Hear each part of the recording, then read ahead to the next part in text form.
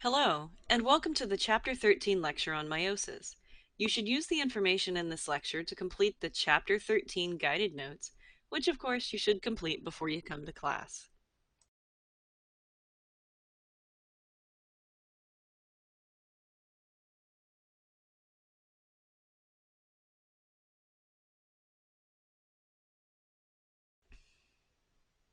In the last chapter, we discussed how certain kinds of cells use asexual reproduction to make genetic copies of themselves that are identical to the originals. In this chapter, we're going to discuss sexual reproduction.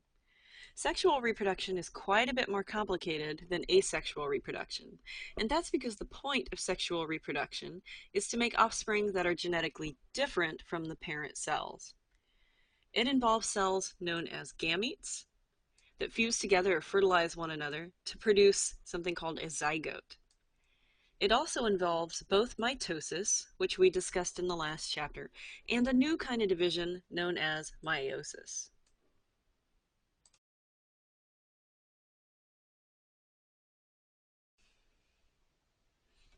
This is my very favorite diagram of sexual reproduction.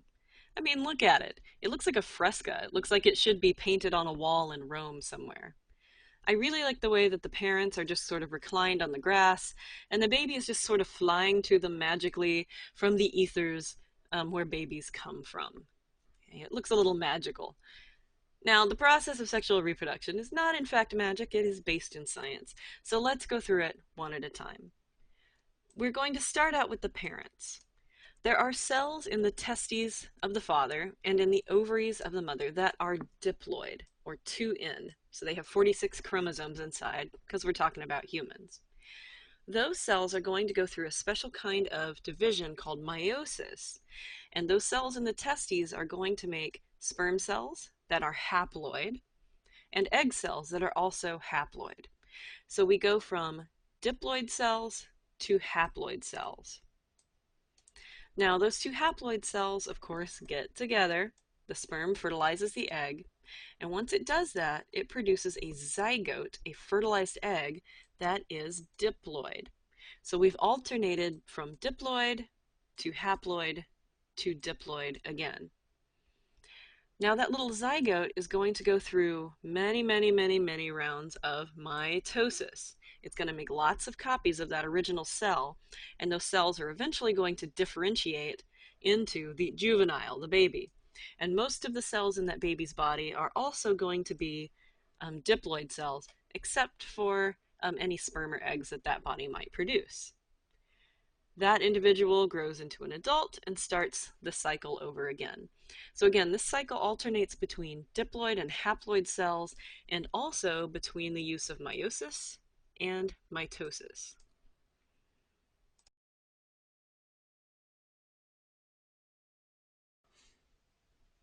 So two different kinds of division are used in sexual reproduction, mitosis and meiosis. Mitosis is strictly an asexual process. It's used to make somatic cells.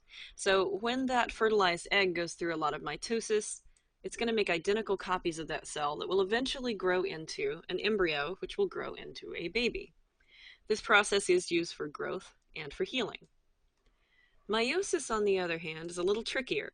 The point of meiosis is to make gametes that are haploid, that have half the DNA in them you need to make a person. So meiosis is strictly a part of sexual reproduction, at least in the human system. It's used to make sperm and eggs.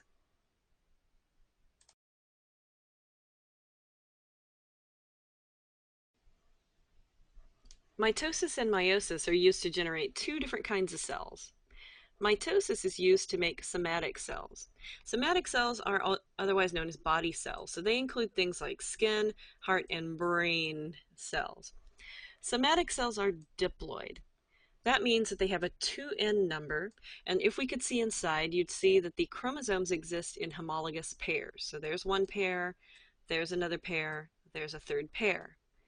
Just to remind you of what that means that one chromosome in each pair came from dad, and one came originally from mom. In the human system, a diploid cell has 46 chromosomes inside, or 23 homologous pairs. Now, meiosis is used to generate gametes. Gametes are sex cells, so these are sperm and egg cells exclusively. And sperm and egg cells are haploid by nature. That means that if we could see inside, we would find only one copy of each chromosome. We could say that the cell is N, which means haploid, and we could also say that its haploid number, its chromosome number N, equals 23 instead of 46. No pairs.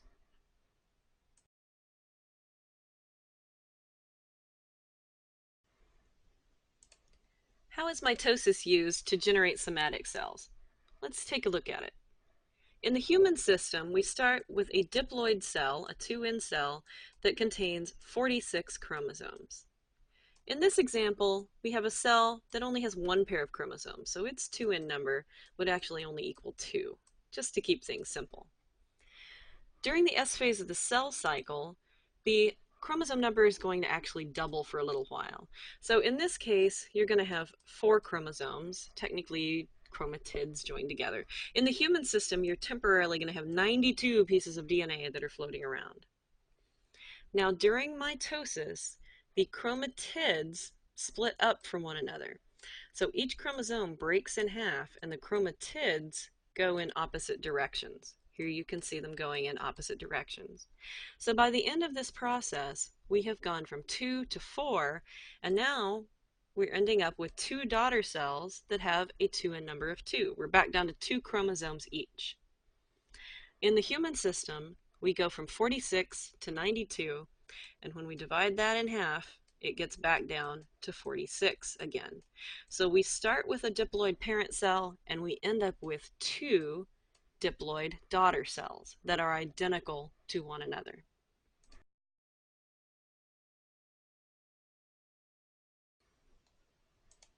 The point of meiosis is to start with a parent cell that is diploid and to end up with 4 daughter cells that are haploid. How can we accomplish this? Well, in this example, our 2N number, our little diploid cell, is going to have 2 chromosomes, just to keep things simple. In the human system, of course, our diploid number is actually 46. Through the S phase, that number is going to double. So for a little while in this cell, the 2N number is going to equal 4, as it did in the last example. And in the human system, it's going to equal 92. Meiosis involves 2 divisions. So we'll take this first cell and divide it into 2, and we're going to end up with cells that now have 2 chromosomes inside. Right now, the 2N equals 2. And then we're going to divide each of those cells again into 4. So by the time we're done, the N number actually equals 1. So you'll notice that we started with 2 chromosomes in each cell. We end with 1 chromosome in each cell. In the human system, we start with 92, we divide it by 2, and we get 46. And then through a second division, we do it again. We divide 46 in 2 so that each of the sex cells that's made only has 23 chromosomes. That's the haploid number in the human system. So we accomplish the number of cells and the correct number of chromosomes by having 2 divisions in meiosis.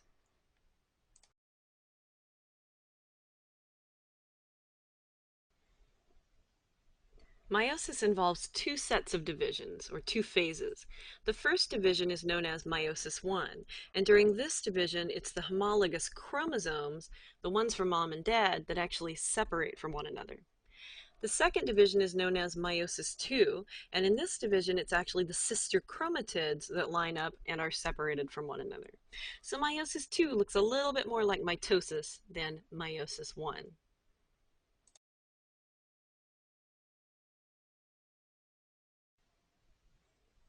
Here we have a cell from a testis or an ovary that's ready to go through meiosis. It's a diploid cell, so you can see there are 2 copies of each chromosome, and they exist in a homologous pair. So here we have 1 pair of homologous chromosomes. These chromosomes are also duplicated. They've already gone through the S phase, so they look like X's, and they're held together with a little centromere, and each half represents a sister chromatid. Because there are four sister chromatids present, we would say that the diploid number for this little cell is actually 4 at this point. It's a simplified version. Human cells have a diploid number of 46, so at this point there would be 92 pieces of DNA inside that cell. Now, given all of that, let's see what actually separates during meiosis I. You can see that what is divided up at this point are the homologous chromosomes. So the chromosome from mom went one way, the paternal from dad went the other way into a separate cell. Because we started out with a diploid number of 4 at the beginning of this phase, we end up with a diploid number of 2 inside each cell. There's only 2 representatives of a piece of DNA at this point. So meiosis I separates homologous chromosomes from one another.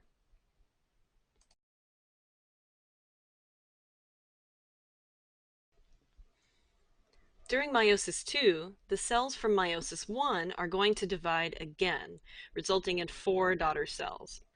What actually separates during this phase? Well, you can see that we start out with a single duplicated chromosome inside each cell, and now it's actually the sister chromatids that are going to separate from one another. One of those chromatids is going to go into this cell, the other is going to go into this cell, and the same on the other cell. One of the chromatids goes here, the other one goes here.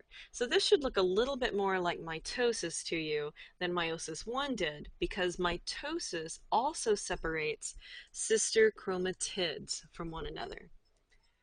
At the beginning of this phase, we start with each cell having a 2N or a diploid number of 2, but by the end, because there's only one representative of that chromosome in each cell, we now say they are haploid and they have a haploid number of 1. If we were talking about a human cell, this phase would start out with 46 chromosomes in each cell, and it would end up with 23 in each cell, which is the haploid number for humans.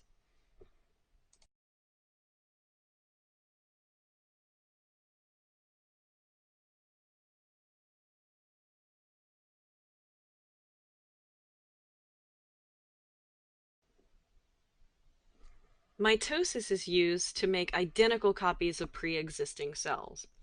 Meiosis, on the other hand, is used to make gametes that are genetically distinct from one another.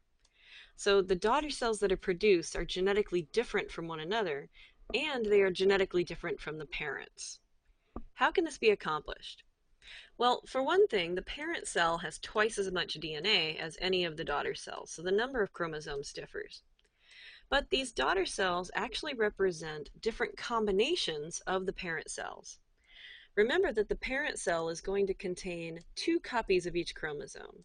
One that came from mom, we call maternal, and the other set of chromosomes that came from dad, that we call paternal.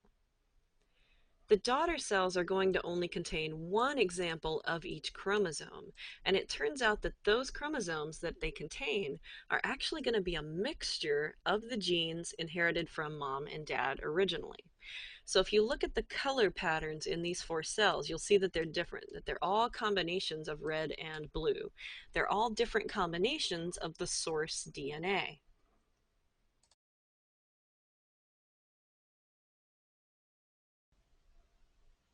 This mixing of the maternal and paternal DNA is accomplished by a process known as crossing over. During crossing over, homologous chromosomes, also known as homologs, will get really close together and they will trade some DNA. So first what they do is they line up next to one another and they form something called a tetrad. Tetra means 4 in biology, so there's 1, 2, 3, 4 pieces of DNA getting really close together. So we say it's a tetrad. Then the chromatids will actually reach out and overlap at certain points. Here we're showing it happening just once, but realistically this would happen multiple times on the chromosomes. So they reach out and grab one another and overlap. And we say that they have achieved synapsis. They are synapsing with one another, connecting with one another. At that point, pieces of the DNA will break off at the crossover point, and these chromosomes will actually swap DNA with one another. So here you can see that this chromatid stayed all blue. This one is mainly blue with a little red. This one is mainly red with a little blue. And this one is all red.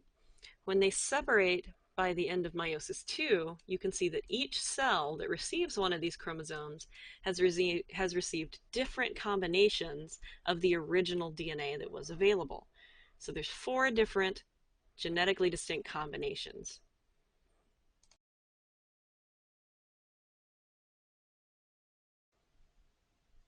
Let's go through an example to hopefully make crossing over make a little more sense. Let's say that this is a cell inside your own body, inside either the testes or the ovaries, that's going to go through meiosis and make either sperm cells or egg cells. Here we have a homologous pair of chromosomes. So one of these you originally inherited from your dad, and one of these you originally inherited from your mom. Because these chromosomes are homologous, they carry the same genes in the same loci or locations. So for instance, let's say that this little band up here represents the eye color gene, and you'll notice that this little band is in the same location on the paternal chromosome as it is on the maternal chromosome. Down here we have a gene for hair texture, and the same thing. Same location for these genes on paternal and maternal chromosomes. Now let's say that mom and dad gave you slightly different variations of these genes. That maybe dad gave you a gene for brown eyes, and mom gave you the gene for blue eyes. That maybe dad gave you the gene for curly hair, whereas mom gave you the gene for straight hair. What are your children going to look like? Which of these genes are you going to pass on to them? Well, the truth is, you really don't know. All you know when your body makes egg or sperm cells is that you're going to pass on one example of each chromosome, but you really don't know which chromosomes you're going to pass on and which genes they're going to carry. Let's say that that cell with those chromosomes goes through meiosis, as we saw before. Here are the 4 possible combinations of things we can have, assuming crossing over only occurred at one point. Here we have a gene, or a chromosome rather, with the brown-eyed gene in combination with the curly hair gene. Here's the one that got mixed up. It has the brown-eyed gene with the straight hair gene. Here's the maternal chromosome, or at least partially maternal, that carries blue eyes with curly hair. And here's the other that carries blue eyes with straight hair. So because these genes were located kind of far away from each other on these chromosomes and crossing over happened between them, we end up with 4 totally different combinations. And it's really a random shot as to which one of these is going to get passed on into the egg cell or the sperm cell. Now this is a cell that only has 1 pair of chromosomes. Think about the human cell. We have 23 of these pairs and they cross over at multiple points. You really can almost get infinite combinations of your source genes being passed on into an egg or a sperm. And that's why it's really rare to have 2 children that are identical, no siblings look exactly alike, and no siblings look exactly like their parents.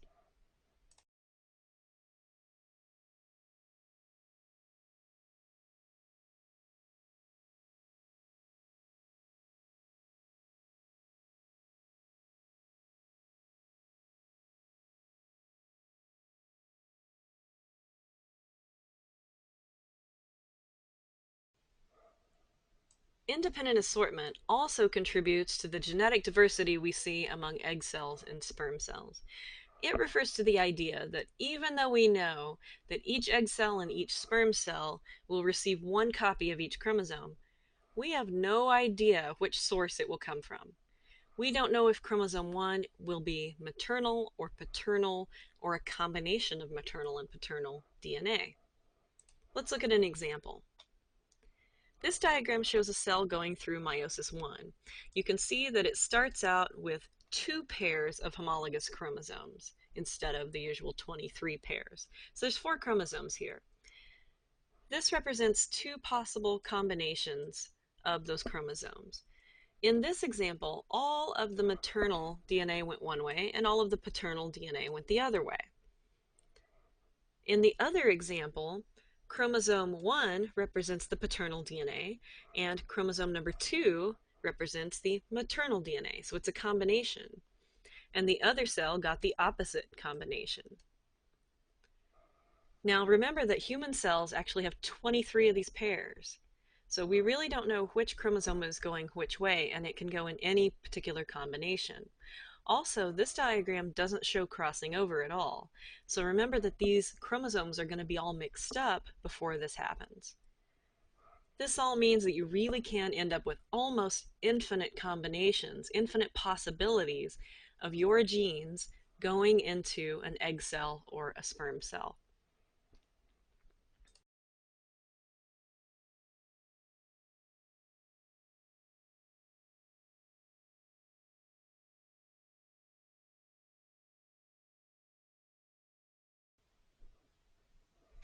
Meiosis is biologically important for a couple of reasons, and one of those reasons is that meiosis helps maintain the chromosome number from one generation to the next. Let's consider the human system. We start out with a diploid cell in a testis or an ovary with 46 chromosomes. That's going to get copied in the S phase. So at the beginning of meiosis, we're going to have 92 chromosomes. Through meiosis I, that gets divided into 46 and divided again into haploid sperm or egg, each with 23 chromosomes. So we halved the number of chromosomes. When sperm and egg get together, 23 plus 23 gives us a fertilized egg, a zygote, with 46 chromosomes inside. So we started with an individual with 46 chromosomes, and we end with an individual with 46 chromosomes. Because meiosis was used, the chromosome number stays the same. Now let's consider what would happen if we used mitosis to make sperm and egg instead. With mitosis, if we started with 46 chromosomes, we would end up with 46 chromosomes. So let's say we have a sperm cell with 46 and an egg cell with 46. We're going to end up with a zygote with 92. And then that little zygote with its 92 would make sperm cells, let's say, with 92 chromosomes, and maybe it gets together with another 92, and that would give an individual with, is it my math right, 184 chromosomes? In other words, the chromosome number would change from one generation to the next, and that would make genetics much more complicated. So meiosis is actually important in keeping the genetic process constant from one generation to the next.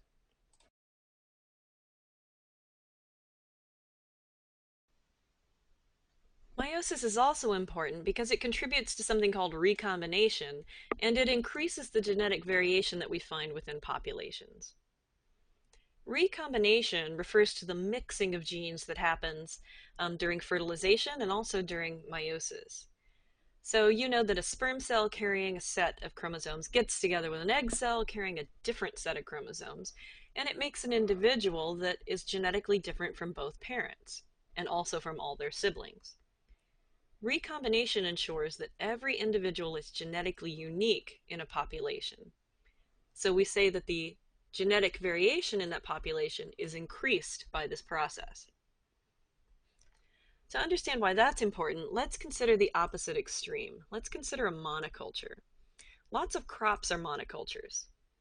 A farmer will grow a particular plant, and if that plant makes a really good product, like a really good ear of corn, he or she is going to want to grow a whole big field of that exact plant, because by growing plants that are similar, they can produce a really consistent product to go to market.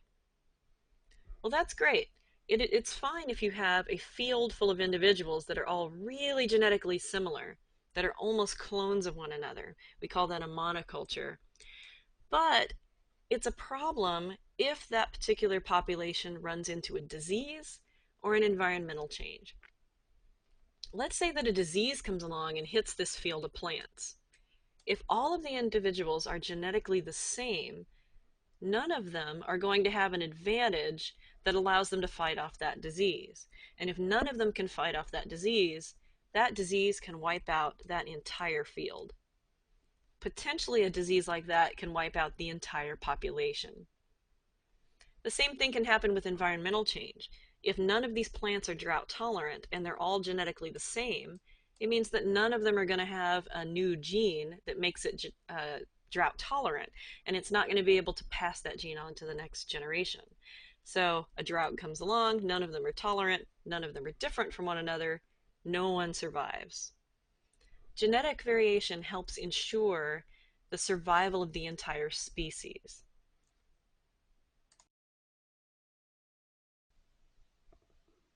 A lack of genetic variation is the reason that scientists are concerned about certain species of organisms, such as the cheetah or the whooping crane, or believe it or not, the store-bought Big Jim banana.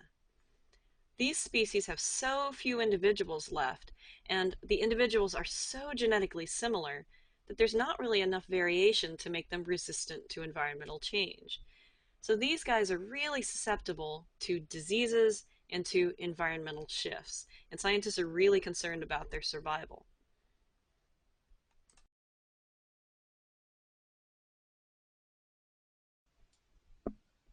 All right, this is just a really fun picture that I snagged from awkward family photos, but I put this here to remind you that the recombination process provides genetic variety. And increased genetic variation within families or within a species is a good thing. It helps those individuals resist environmental changes.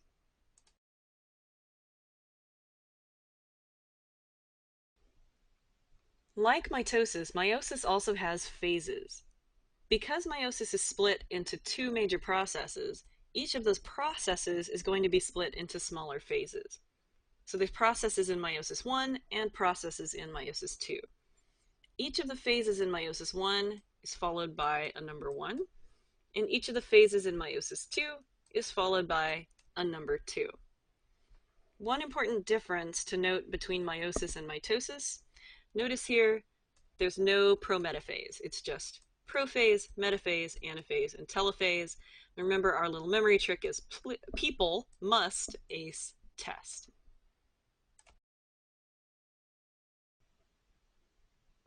Another quick little note. This word chromatids should be over here with this word separates. For some reason, the computer decided to eat my slide. Meiosis I separates homologs, the homologous chromosomes. Meiosis II separates chromatids.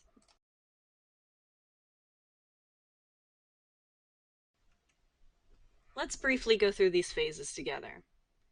Prophase 1 of meiosis I is pretty similar to prophase and prometaphase of mitosis. During this phase, the nuclear envelope breaks down, the chromatin coils up into chromosomes. And something really unique happens here, crossing over. Notice that these chromosomes are next to each other. They are forming these little tetrads, and they're doing that because they are swapping DNA. They're crossing over. This happens at the very beginning of meiosis. Next, we have metaphase 1. During metaphase 1, the spindle fibers reach out and grab those chromosomes on either side, and they pull them into the center. Now notice how they are aligned along this metaphasic plate, this imaginary line. In mitosis, they were lined up so that one sister chromatid was on either side of that imaginary line. Here, however, they are lined up so that an entire chromosome is on either side of that line. That's because this process is going to separate homologous chromosomes from one another, not the chromatids. In anaphase 1 of meiosis I, the spindle fibers on either side begin to shorten, and that pulls those homologous chromosomes apart from one another, so they are separated. During telophase 1, the chromosomes reach opposite poles. Sometimes a new nuclear membrane will form around each group of DNA, sometimes not. It just depends on the type of cell and what it's going to do next. And you'll notice that cytokinesis, the division of the cytoplasm, also begins during this phase. Next, the cell will enter meiosis II. These phases are going to look really similar to mitosis to you. Prophase, metaphase 2, anaphase 2, and telophase 2. In prophase 2, the DNA coils back up again if it needs to, and the nuclear membranes break down again to release them. During metaphase 2, the spindle fibers reach out and pull that DNA into alignment in the middle of the cell. And now notice that it is in fact the sister chromatids that are on either side of that imaginary line, that metaphasic plate. In anaphase 2, the spindle fibers shorten, and that's going to pull those little chromosomes, those sister chromatids, apart from one another, and that's why they look like little V's. They're being pulled from the center towards opposite ends of that cell. You'll also notice that cytokinesis begins during this phase, so the cytoplasm also begins to divide. And here we have telophase 2, And at this point, the DNA has been separated into 4 separate nuclei. It's going to uncoil back into its chromatin form again, and we end up with 4 haploid daughter cells.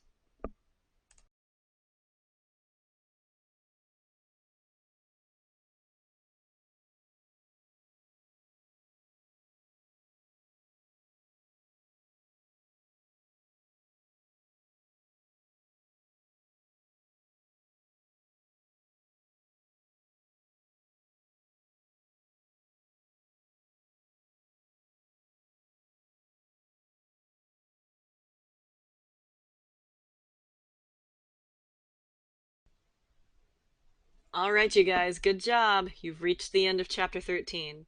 Make sure you fill out those guided notes thoroughly and attempt all of those year turns. Bring your stuff to class because we're going to work with mitosis and meiosis a lot. See you next time.